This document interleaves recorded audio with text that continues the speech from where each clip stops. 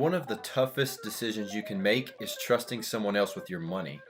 Many of us have heard the name Bernie Madoff, and we've seen the movie Wolf of Wall Street.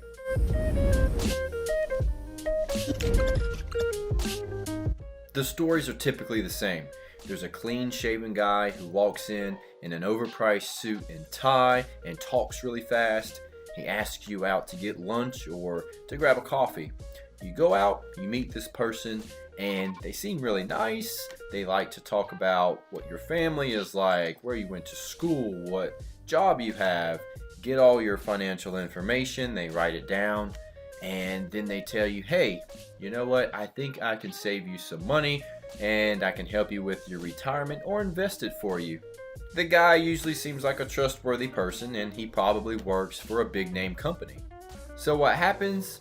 You decide to pull the trigger and let this person be your financial advisor.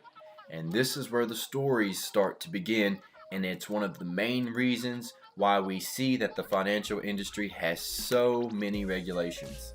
What happens is people are sold annuities they don't need. Old people are targeted. Accounts are churned.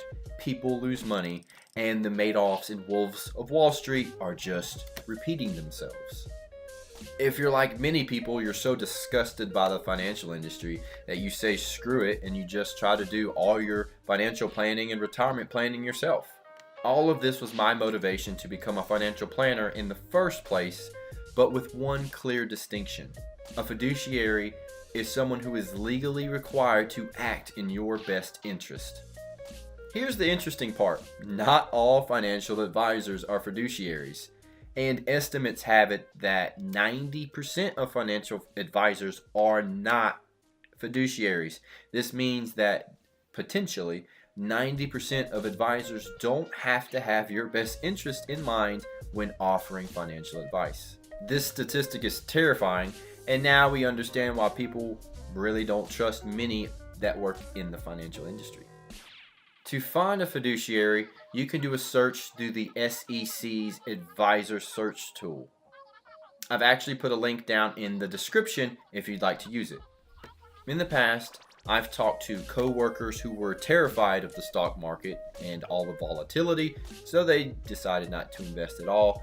I've had friends who have other family friends and have heard horror stories of people working with financial advisors and have lost tons of money or bought packaged securities that they honestly didn't need. And then I've had family members who needed financial advice but didn't have thousands of dollars lying around to get the help that they needed. All of these things served as motivation for me to step in and try to do something about these problems.